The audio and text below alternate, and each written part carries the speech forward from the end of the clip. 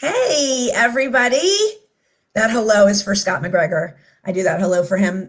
Laura Cobb and I are here today. We're waiting on Mike Padurano.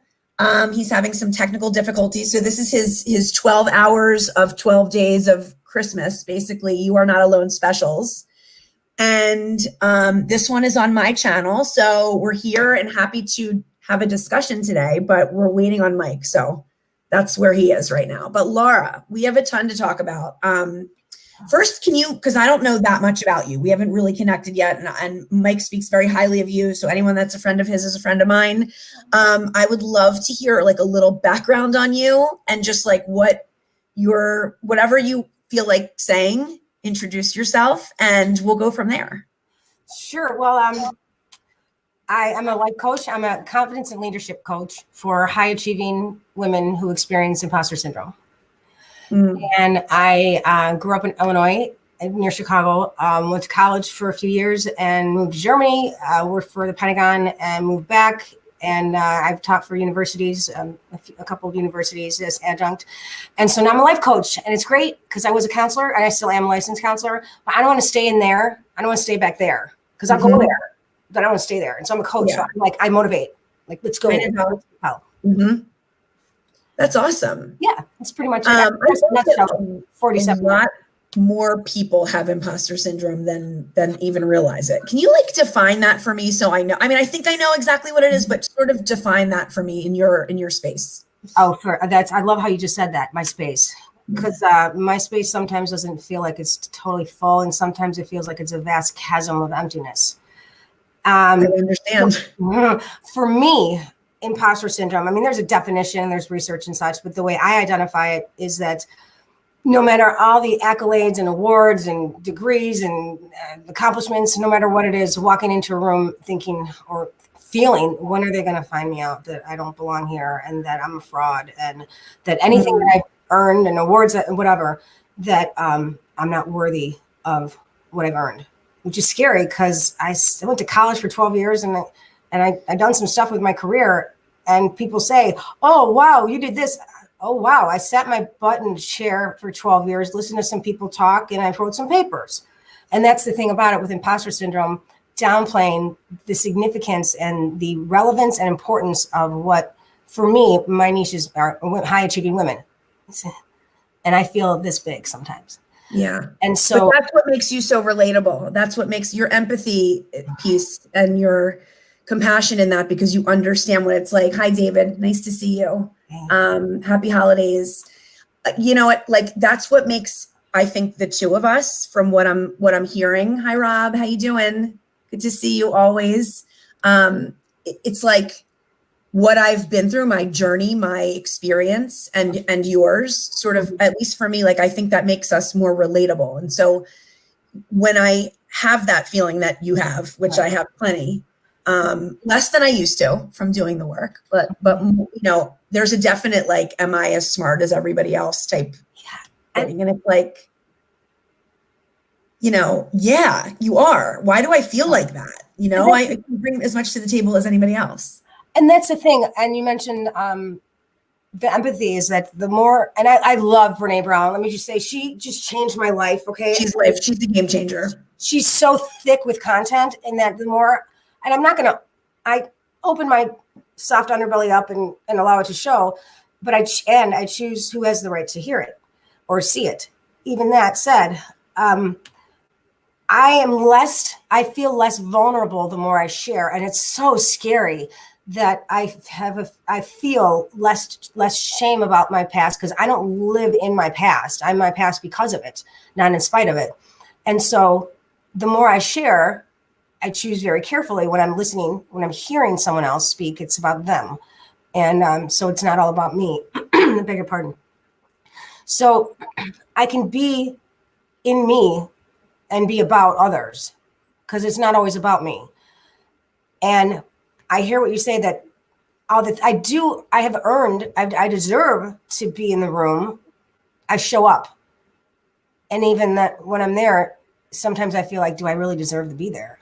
I show up and I show up and I suit up, I show up, and sometimes I shut up, and that's not a good thing to shut up. because I have a voice and it deserves to be heard. So I share up.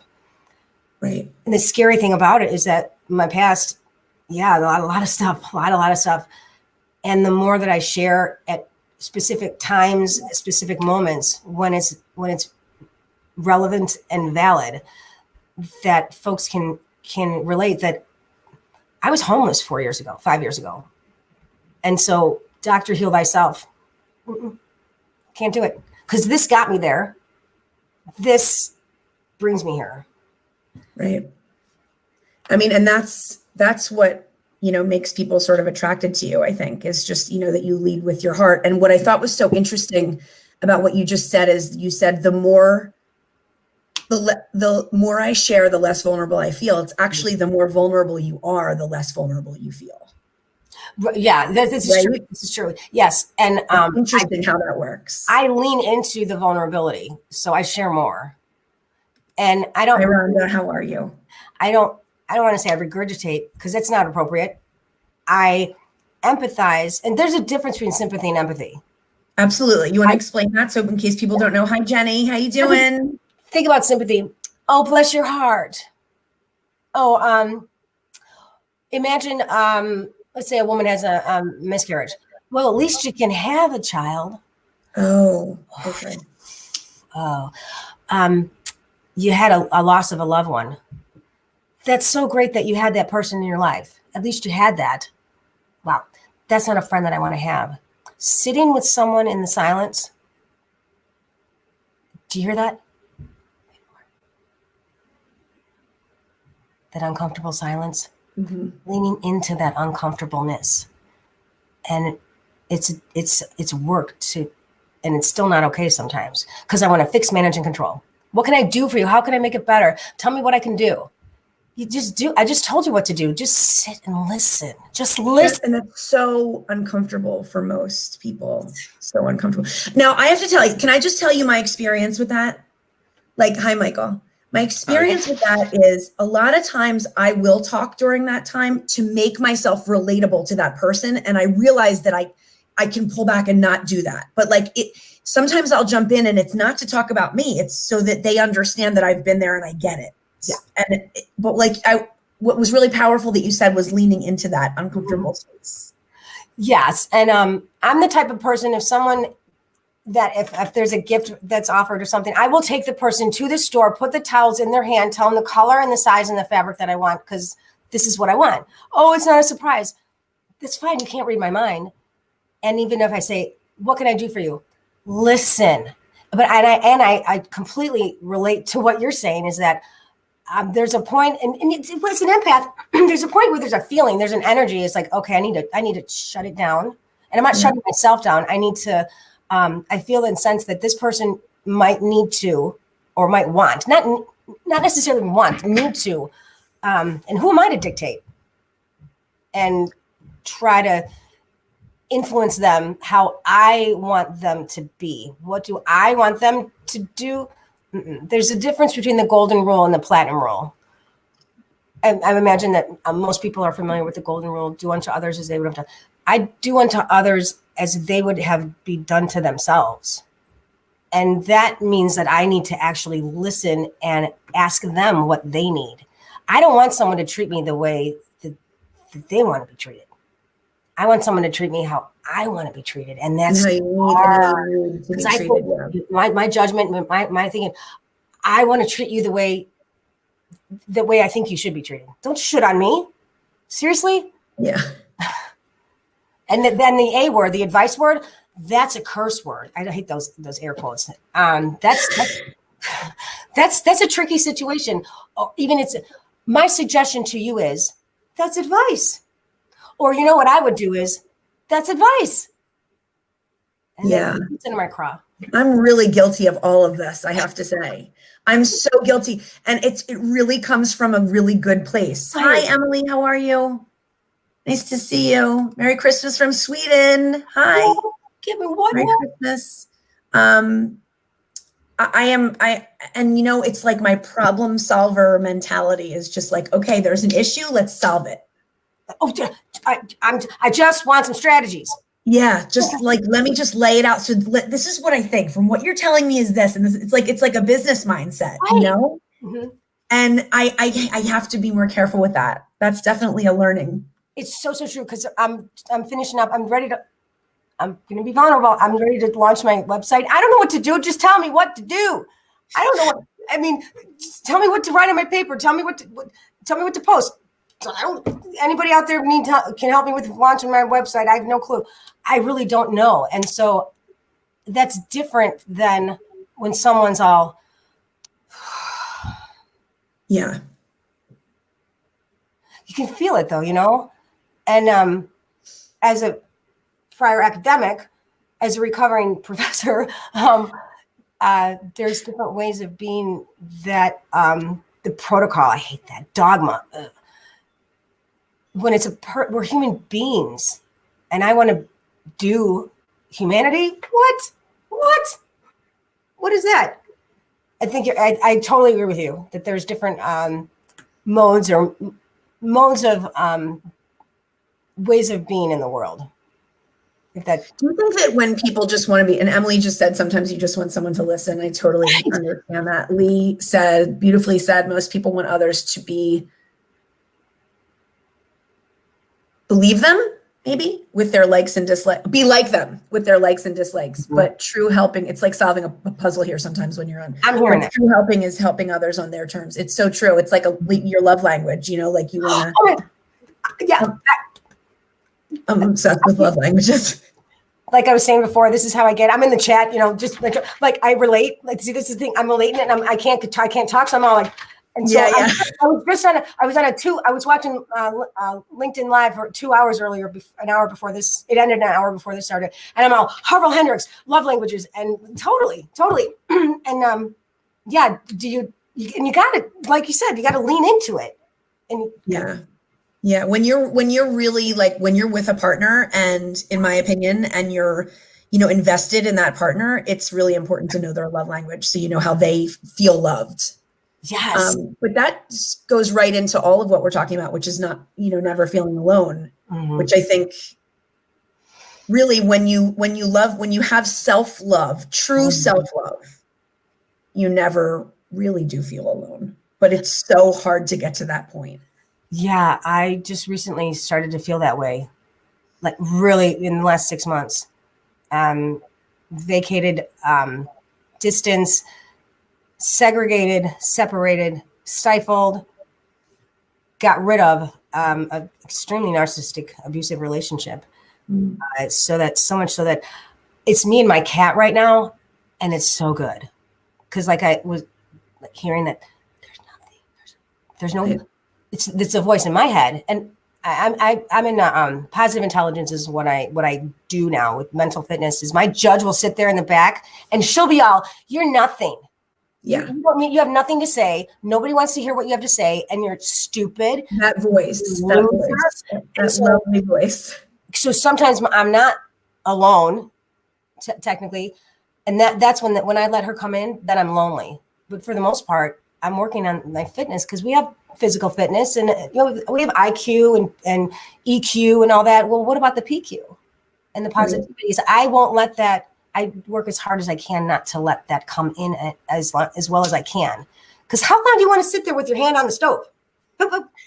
Yeah. How long do you want to sit there drinking poison? Leads perfectly into Emily's question, which is I would love to hear your opinion, Laura. How do you recommend to get to true self-love? I mean, I have my opinions of the answer, but that's a hard loaded question. You know, one of the things that I really dislike is from Jerry Maguire. You complete me.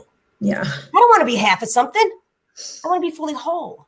And so, you know, I'm at 40 years old. And so for me, I'm to self-love. It's a work in progress. I mean, this is unabashed joy.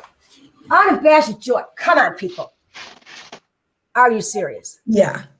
I mean, that's really cute. To be fully in the moment. And that's the thing. When for me, at least for what I know for me, is that when I got to a certain age, it was all, how can I be more of what they want me to be?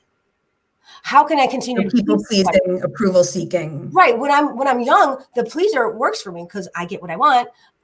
Or hyper vigilant, hyper achiever. That's going to get me noticed. I can't relate at all. Well, I'm saying 100%. I'm just saying that's my tagline. I owe my son another $1 because I say that all the time. Can I earn another award? Can I be recognized? When I walk into the room, do your eyes light up? And if you don't, or if I think, do you see me? Can you see me now? I'm here. Maybe if I do something for you. Okay, then I keep pleasing and then I got nothing left to give. And then I get off because they're not giving me back what I wanted in the first place. And then I say, when you get to that self-love place, then you don't have to do any of that dance. That dance was so much of my life. Fill my own cup first and nourish others from the overflow, which is so hard. And one of the things, if someone asks me to do something, if you need an answer now, the answer is no. That's a great, I like that. I didn't come up with it. Very, very hard for me to say no also. All of these things. I mean, it's like intellectually, I understand all of it. And a lot of times I'll practice it, but like there's plenty of time that I don't. And then it's like, what did they think of me? Do they like me? Do I want to be liked or respected? Well, I'm respected because I set boundaries, but then do they really like me? Right. And the bottom line is it's the truth of the matter is, as cliche as this may sound, love you too, Mary Ellen. This is cliche as this may sound, like if they truly do care for you and like you as a person, then your boundaries will be accepted and respected. And I totally agree with that. In fact, I'm learning this. I've heard it and I'm learning it, is that if I keep saying yes all the time and keep saying yes and yes and yes, and I never say no, I'm going to be prostituting myself. And in addition, when I have boundaries, they'll respect me more. That's so hard to know. I can hear it and I know it this way, but to then be like, there's still a little I like genuinely feel sorry. Like I'm like, I am so sorry that I can't do that right now. And it's like, what? Like, I just can't. And that should be okay. I'm sorry for my boundaries. And it's easier for me to say what's not allowed than what is. I will not let you. And that's the thing. I will not let you. Nobody can make me feel anything. They can set up the situation where I could feel it. I can't make you happy. I can't make you mad. I can't make you feel anything. I can be something, and then you might respond or react in kind. You made me so happy. No, I didn't. I gave you flour. You liked it. Michael, we're talking. We're not letting you get a word in. All right. Hey, Mike. Hey, guys. Yeah, I mean, I agree with all of it, right? It all makes sense. And it comes down to active listening. I mean, that's what I think the most important part of any conversation, relationship, any type of ship. It comes down to active listening and actually being present for that person at the moment when they need you. But it's also your responsibility to communicate what you need and what you want, right? And that's the hardest part for me is communicating what I need and what I want, because I'm still trying to figure that out. I have no clue, right? The first 41, I'm pretty sure over the last 4 days plus last Wednesday, people have figured out that the last 41 years, I had no clue what I wanted. I also had no clue who I was and what I was looking for. So, now that I've done all this work and I'm finally understanding what I do want and what I do need, I'm still not great with boundaries. I'm learning and I'm getting better with them. I never really thought I had any, but I did. They were just very extreme. And now I'm kind of just trying to figure out what works for me and what doesn't. Because I still just don't know, right? I'm still in that growing process. And I think that they always evolve and change as we evolve and change. And, you made tons of points. I mean, people pleasing, that's a whole nother issue of mine. I bend over backwards for those that are closest to me at all ends. And I self-sacrifice to the point that I run on empty. And I do it to no end. And I never, 99.9% of the time, I never even let the other person know where I'm at, right? Because I don't want to put it on them. I also don't want to let them down. And I don't want to just feel like I'm being disingenuous or I'm hiding something from them or I can't handle, what's going on with them, because I want to be present for them. So I sacrifice myself at times and put myself in bad positions because of it. And you know, up until I was up until I started this work, right? Like the first 41 years, I never understood any of those things. I never understood what I was doing, why I was doing it. I never understood what the triggers were, why I had the triggers, what triggered the triggers, you know. And now that I'm aware of it, and I've turned my overanalyzing mind into an extreme amount of self-awareness and self-analyzing, I'm finally learning where I can be, where I can't be, and where I need to be, right? And I'm still not great at asking or explaining what I need or want. But I'm still learning that too, right? Because I don't even know if I fully know what I need or want. Aren't we all though? Aren't we all just learning how to do that? And I don't even, and I think that we have to be careful with need and want, because those are big words, right? Need is one thing. I don't know if it's 100% healthy to need specific things. But I also think I'm learning the difference between need and want on a daily basis of what I want versus what I need. And the way that I look at it in life now, and when I look at relationships, I'm looking at reciprocal interdependent relationships. And that's where I want to be. And I still think I'm not ready for that. And I still think I'm just not there yet fully. I mean, I do love myself, and I have put, yes, thank you, Mary Ellen. Hi, Håkon. You know, as I'm becoming more aware of myself and I'm understanding myself better, it's also making me better in business, because I'm understanding that side of it too.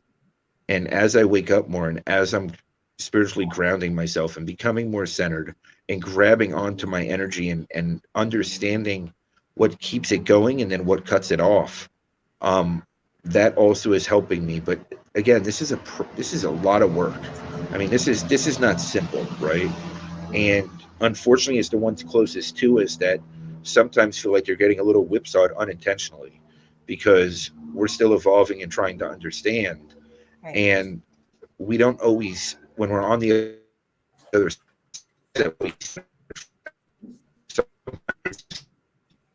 you're breaking up a little, Mike.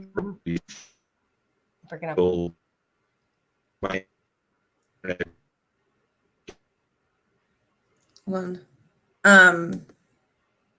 Let's wait till he unfreezes.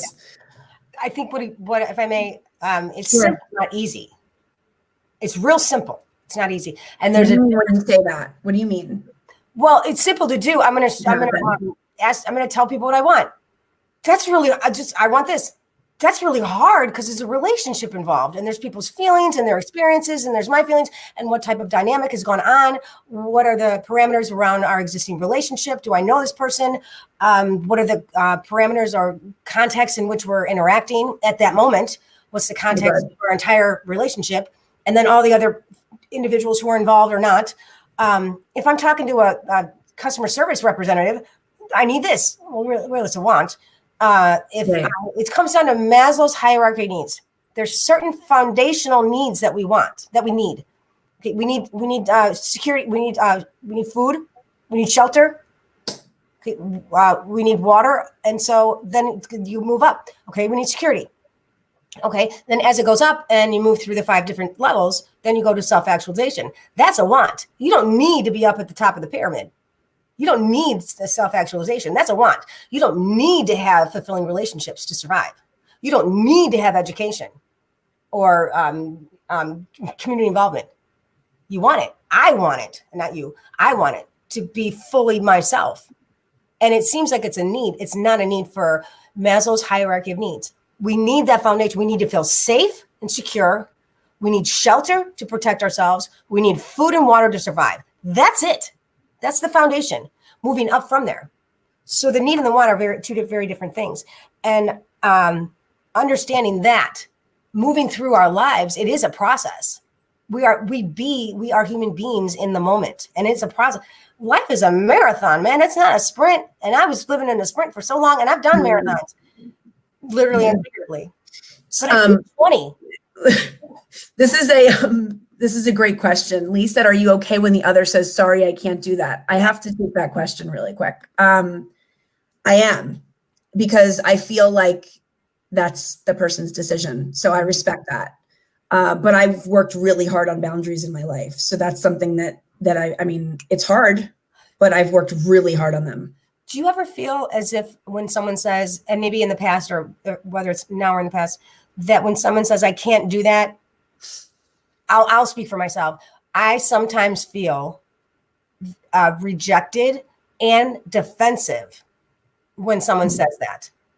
In that, not that they're not bending over backwards for me, that I don't feel accepted.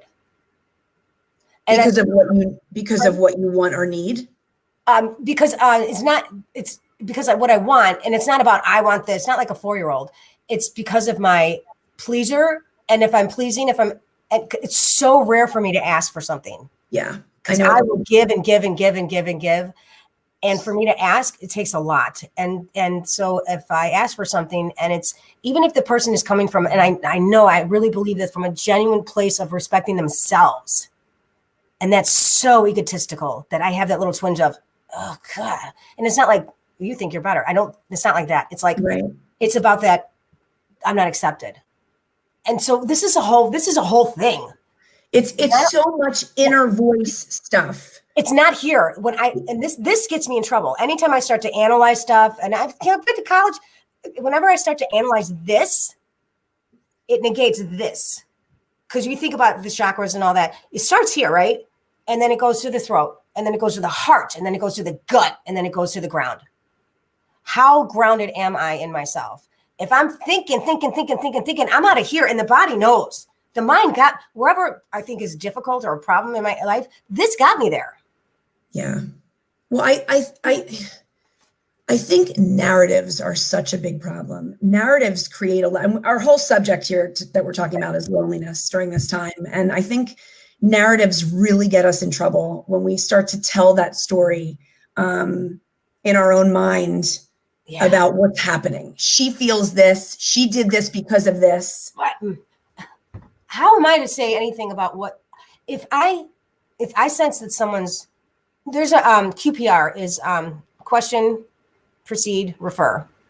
And it's like CPR, and it's specifically for suicide prevention. If I assume, the whole, I asked that, I mean you, that whole assumption, sitting with someone in their space and letting them be vulnerable where they're at, I can still be in a room of 500 people and be completely lonely, and really just being with one person, one being, one soul, and feel completely comfortable with my cat. Well, I get it. Because lonely has nothing to do with being alone most of the time. It's totally separate. Right. Lonely. And that's, alone is a state of being. Lonely is a feeling associated with it. I feel lonely. Okay. I feel alone. No, you are alone. Those are two totally different things. Yeah. In my humble opinion, loneliness stems from a lack of self-love. It can. Mm-hmm. But I also think there's a healthy loneliness too, where you seek connection and you yearn for connection. Yes. I think that's what we're hardwired for that. Brene, we're hardwired. Brene. I love it. I'm doing a book club next month. Oh my God. So, yes, for me, I know. I know that connection. And that foreboding joy that she talks about, looking over. I mean, I can go there in a moment and feel that if I were to lose him, that I feel so deeply, because I don't fear it's not pain. I feel the feelings because they're so deep, and that means how much I love life, because that's where it's at. Yeah. And it hurts. It doesn't hurt me. It hurts to know that someone might not have that experience, that like to cut or to numb, or eating disorders, to fill themselves up with food and then to feel something and get it out, to shrink away with anorexia. I'm speaking my own personal experience. To cut, I wasn't a cutter. To numb the pain, or to feel pain, I'm sorry. So in that regard, to feel so lonely and isolated and alone, not alone necessarily, to feel so lonely that it's hard to reach out for help and say, especially when imposter syndrome comes on and people make assumptions that I'm all that and I'm not. Jonathan said, I'm a giver. It's very tough for me to ask for anything. And I can completely relate to that. And I brought that comment up because of what you're talking about too. And what I recently learned and understand is that people, it's not a burden when you ask for help and support. People actually, it's a gift. You're so right. It's so hard. It's so hard. How do you do it? Really, I'm asking, I want to ask the folks who are watching, how do you do it? Because I'm still trying to learn because I don't know nothing. I know I don't know. Right. Well, that's the start. It's the start. I'm here. Hold on. Hi. All right. So I finally have Wi-Fi. Okay. So this is Christmas, right? So I get my kids iPads. They're happy as can be, and Wi-Fi goes down. And I'm trying to prepare for a live, and I'm trying to do all these things. And I'm trying to figure out where Wi-Fi went. So then, somebody reminded me to go to gratitude, right? Because I have to be grateful that at least they're happy and at least they're okay. And it's true, right? Like through everything, they've just been riding their scooters in the house because for some unknown reason in the South, this morning it felt like 12 degrees here with wind chill. So it's a little ridiculous. The self-love piece is big, right? You've got to fill yourself with love. And that's something I'm learning and I'm getting to. And I'm not fully there yet, but I'm closer than I've ever been, right? And I'm not going to calculate how close I am because I can do that later with percentages. And I'm sure break that down in some calculated matter for the next 72 hours of my life. But it's at the end of the day, it's just improving daily. It's, I'm physically alone. I've been physically alone for 9 months with my kids. Okay. And it is hard to be a single parent of 3 in the middle of nowhere with 0 physical resources whatsoever. But I can honestly say right now, I don't feel lonely. I don't feel alone. I am physically alone. And boy, there are days that I wish I just had somebody to hug because I'm just so overwhelmed with things at times. But at the same time, I have more of myself than I've ever had in my life. And as I'm filling that, it's fixing a lot of the other issues, right? I talked a lot about this week and core values and stepping into my core values. And again, that's something new that I'm learning is actually stepping into them and making my actions meet my words, right? I'm still working on that process and I want to be that person. And it's causing me internal conflict when I don't now. So that's how I know that I'm making progress. That's my measure of progress, that I'm getting internal conflict when I'm not. So, and how that is affecting me is emotional swings all over the place. And I'm a train wreck, right? A lot of times. But I'm also putting my foot in the ground and standing up for me. And that's something I've never done in my life, ever. And this process is the most rewarding process ever, but sucks 90% of the time. And that's the reality. It's painful. It's tedious. You're all over the map emotionally. You're going through swings. If you have any type of chemical issue, it amplifies that to the umpteenth percent.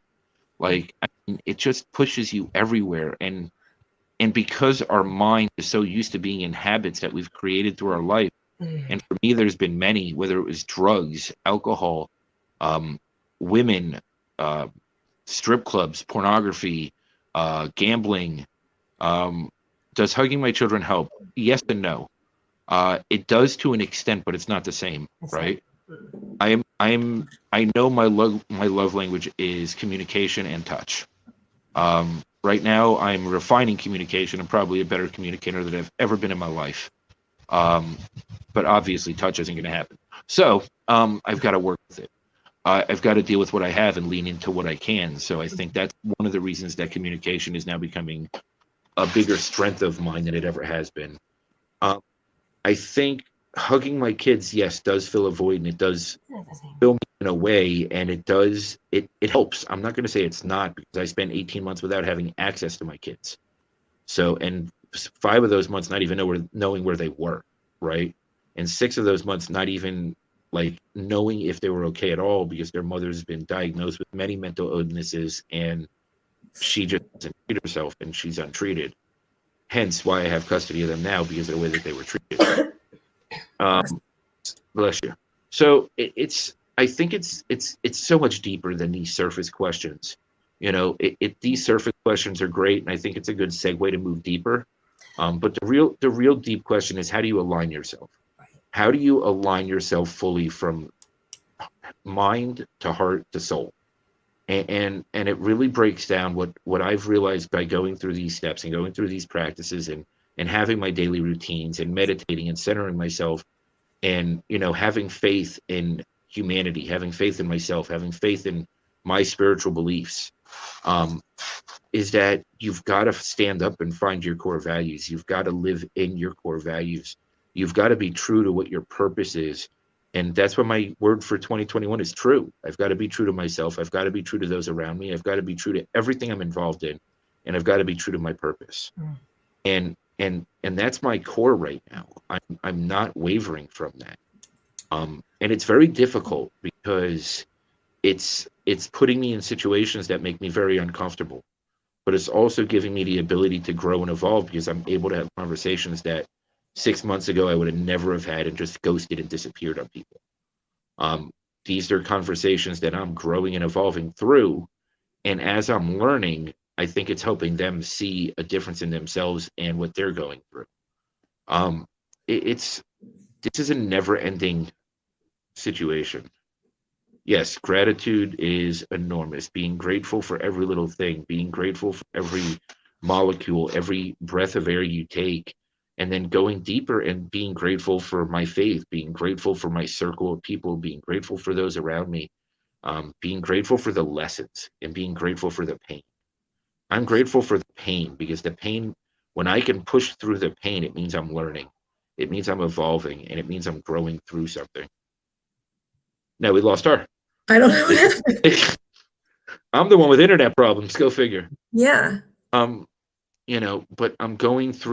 as I'm going through this, I'm learning that I'm never alone. And I know that there's been moments through my process, and those that I care deeply, deeply, deeply for, that words can't even express, that have had their moments that they feel beyond alone, that there are ways to overcome it that on societal ways don't make sense. It just doesn't make mental sense, but it does at the same time. What do you Right. mean when you say that? What do you mean societal ways? I can be 1,000 miles away from somebody, 1,500 miles away from somebody, and still feel like I'm in the same room as them and feel their energy, feel their pulse, feel their everything, and feel like I'm there with them and not feel alone. And that's because I'm refining and fine-tuning my spiritual abilities, or whatever you want to call them, right? Like maybe it's my empathic abilities, maybe it's even more than that. I don't know, but I've gone such a deep dive into that category that Hi, Mama. hi. I've gone so deep into that I lean into it, especially now, right? Because it's the holidays. I don't want to be out here alone. I want people here. I want a person in my presence. There was a time a couple months ago that I would beg people to come here.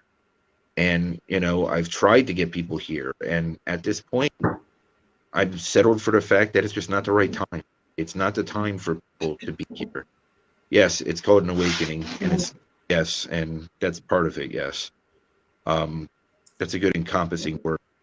And that's a whole nother loaded word because there's so many steps in the awakening process, and there's so many stages of it, and wavering back and forth and going through all the different levels, and the daily practice to stay wherever you're at. And it's a daily practice to be present for people. It's a daily practice to be present in people's lives in a way that benefits both sides. Right. And that's a hard one, because until you know what you need, you can't know and be present for anybody else. And that's a lot of work. And I think You bring up a point that from one of our first questions from Emily Harmon, she said, how do you get to self-love? And I think presence in the moment has a lot to do with it. I think when you can really, truly get present, you can add to that cup, your cup of loving yourself. But when you're not in the present moment, which is very easy to do. For some reason, I've been thinking about the movie Castaway quite a bit lately. And the time orientation and For those of you who've seen the Tom Hanks movie, Deserted Island for 7 years. And I would be very uncomfortable. Well, I think I would be uncomfortable. See, that's the thing. I think, do I know? And as of late, how comfortable it is to be alone and not lonely. And so, and to what extent, if I were in that situation or circumstance, I didn't have a choice. So this is more, I don't want to say esoteric, is that this is rhetorical, how do you then provide a circumstance in which, because I know people who, they've gone on retreats and they've done a specific isolation for a specific amount of time and such, and then how do you replicate the being okay and providing yourself? Because that's all you got. I mean, you got Wilson, the volleyball, and I get that. People made fun of him. I get that. And that's the epitome of connection. The epitome. If you've seen Castaway, Wilson, I think that is just so poignant, that the need for that, and then to feel lonely and not feel connected. How do you replicate that when there's no one there, and all you have is yourself? And that's okay when you have yourself.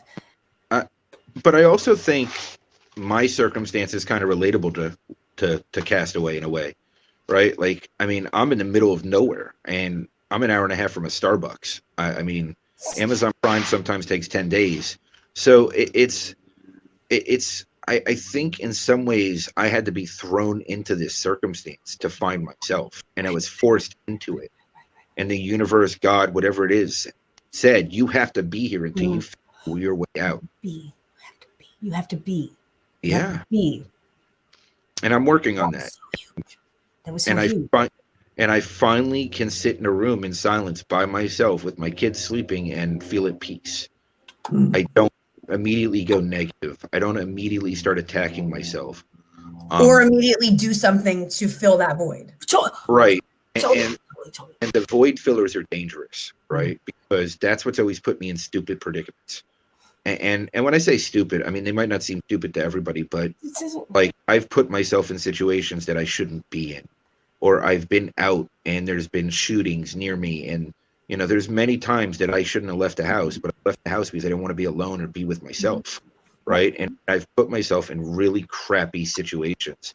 And honestly, even being around the wrong company at times is a crappy situation because I'm absorbing their crap. Totally. Right. and I don't. You're allowed to answer rhetorical questions. Yes. Yes. Especially when we talk. Answer anything. There's a safe space here. Ask questions away. I mean, I'll answer anything. I mean, I'm an open book. I hide absolutely nothing. I spent half the morning crying, half the morning laughing, and then I had a third half of my morning, which is just chaos. So I had 3 halves to the morning so far. And now that there's Wi-Fi, they definitely want their iPads working at some point soon. But it's, the best laid plans just go to chaos. And sometimes you just got to go with the flow. And sometimes there's opportunities to go outside your comfort zone and you have to jump on it. Because being uncomfortable is the most important part of growing. And I've learned through this process that today I'm perfectly fine with being uncomfortable. I'm perfectly fine with the unknown, to not 100%, but a lot. But I mean, very close. That's how we feel. That's how we feel. Yeah. Being uncomfortable. Yeah. I mean, it's part of everything, though. It's part of this whole process, right? Because going through the pain and working through your past issues and working through the trauma, it's not easy. It's not. And you've got to be willing to go through the fire. You can't go around the pain anymore. You have to push through it. And you have to trust your circle, and you have to, do things that you never would, right? I had a very challenging time trusting anybody. But I'm finally releasing that a little bit and finding the people that I can trust and trying to trust implicitly. But then, unfortunately, what I've noticed that I've done from that is create expectations and that's big. trying I'm trying not to do that in return, but it's pretty difficult where I'm at right now. And I'm still trying to work through that, and I'm still trying to push through that. I have a question. First Sure. of all, Rhonda, hi. We Hi, love you. Here's my question. Now you can teach us, Rhonda. Where, and this is not rhetorical, this is a real question. Where do trust and boundaries cross each other? So when you create a boundary and you keep something to yourself, it might even be to protect the other person. Oh my God, that was And then the other person feels that you broke their trust, but you were really just having a boundary. Where do the two intersect? Where's the line? bam! Girl, that Coming down from the southern part of the television. are you serious? Wow, what the wow. Okay, so the extent, boundaries. To what extent I can have certain boundaries with individuals with whom I trust in certain circumstances. Now, the boundaries are somewhat fluid depending on the level of trust that I have with that person, and they have to earn my trust. Now, I'm all about Brene, right? So, okay, if I tell you something that's going on in my life, no, this is it. If you tell me something that's going on in your life and I share it with someone else, Well, that's that trust is gone. There's a boundary there. I have no right to share that information because I've broken. You've trusted me without a doubt. That's hands down. That's breaking trust. So then to what extent you earn the right to hear someone's story. Trust is an action. It's a verb. It's a state of being. Trust is built over time. Boundary, it can be fluid. It's a solid state. It's a solid state of matter. Even so, there's no, it's like an equation. It's fluid. And so certain people, for example, there's a certain member of my family who I choose not to sit next to because I won't stand in their shade, and I will never, ever, ever, ever, ever, ever again. I've learned not to share it with them because they've proven to what extent they're worthy of my trust. Now, so if you omit something when you're talking to them, is that lying? No. Or is that in you have a boundary? AA, there's step 10. Make amends to what extent that it might hurt myself or others. That hurt them or others. Those others are me. Made amends. What is it? Made amends. How does it go? Michael, do you know? It was 14 years ago. Oh gosh. I know somebody in the audience is going to come in. Audience, help me out here. Made amends so that that it was safe for myself, for them or others. I'm the other. So if I choose to make amends to them, it's based on whether or not I'm going to feel. I don't know for sure that I have a strong sense that Step 10 is inventory. Yeah, that's right. Yeah. Up to this point in your recovery, steps 1 through 9 have taught you to see, blah, blah, blah. Working step 10. Number 10 is to make amends. And I trust knowing that the past behavior, past behavior is best future behavior. The past behavior, unless they prove to me that I can trust them, and that's really hard because that goes deep to what extent my trust is broken. That they've broken my trust. So that's such a great question, Annie. For me, the way that it works for me is when I trust somebody and I trust them implicitly, I can share something with them even if it might hurt them because I know that I have that trust with them.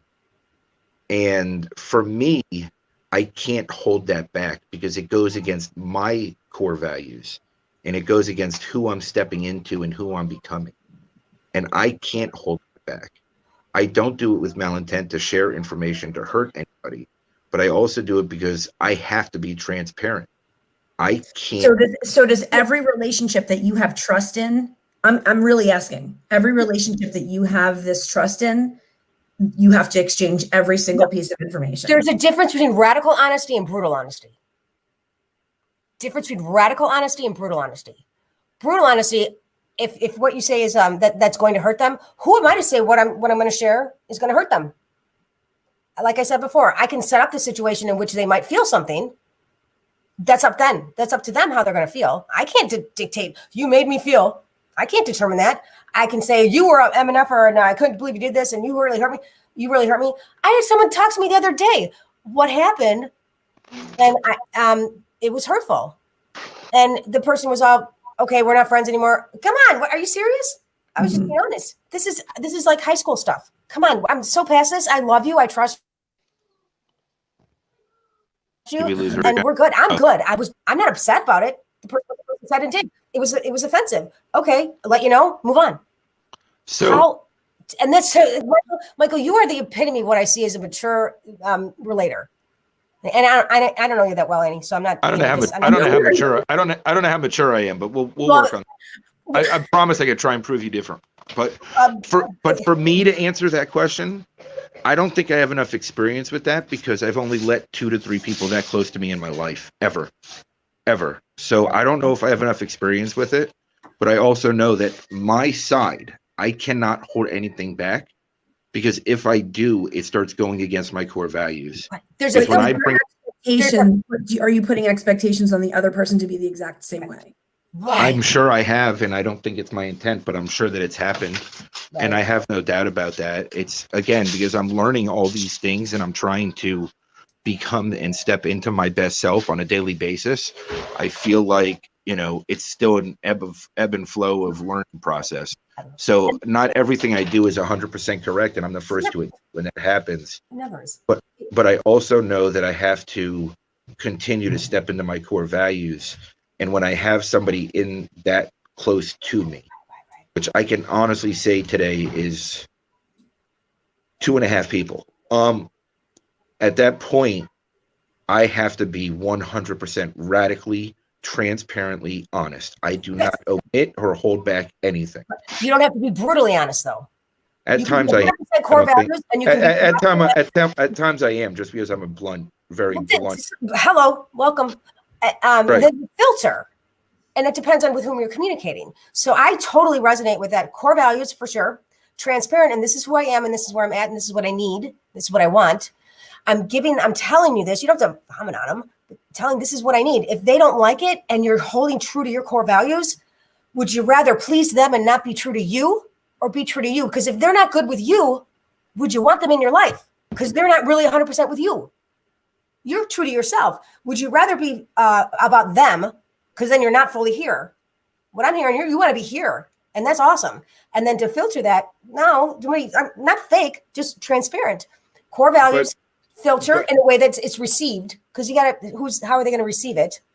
And then if they don't like it, too bad. But I also think part of it is everybody's a work in progress, right? And if it's somebody else a work in progress, are you willing to make an exceptions to wait for them to be where they need to be for themselves? And I think it depends on the person, right? It depends on what you're willing to put yourself through, and what sacrifices you're willing to make for another person, depending on who that person is. As long as you can find a way to do it while holding to your core values, I think that it is possible, and I think that it will work.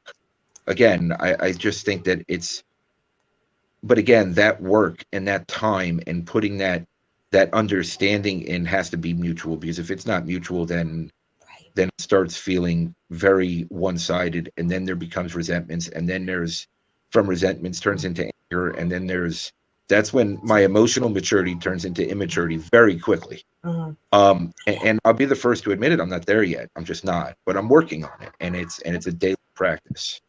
Annie said something before, I don't know if you were on, that holding that space. To what extent, it's not equality, it's equity. I mean, I can make all the money and I'm heterosexual. He can clean the house. That's fine. It's equitable. To what extent are you going to work so hard and the other person's not going to continue to put forth some effort? If I need something to feel whole, for me, I'm going to express it. And someone's not also meeting me, even not halfway, to the extent that I need them to meet me at a certain place. You can't put a number on it. Life's not quantifiable. It's qualifiable. So, and Annie said, holding that space for that person to say, I know that my investment in this person is worth it, that I'm going to put the work in. I don't know how long it's going to take. I don't know what degree it's going to take. I trust. And that's where if the boundaries have been crossed before, then that's a problem. And people mess up. To what extent? I don't know. That's where it's at. Bye, Lee. Have a good one. Thanks for joining. Look, again, right? It's I think because we're all trying to understand ourselves better, that every step of the way we're going to make mistakes, right? And every step of the way we're going to make choices that are going to conflict with ourselves and others. And that's why I'm really working on becoming that clear communicator, because the clearer I get in communicating what I want, what I need for myself, right? And what I expect from myself, makes it that much easier for others around me that aren't my circle or circles, right? Because I have layers, to understand me and where I'm at. And it's very difficult and challenging to, as you go through this process, you just keep learning. And when you make a mistake, you just own it, right? You just got to own it. And it's tough, right? Because there's everybody's perception, in every disagreement, both sides have their own perception.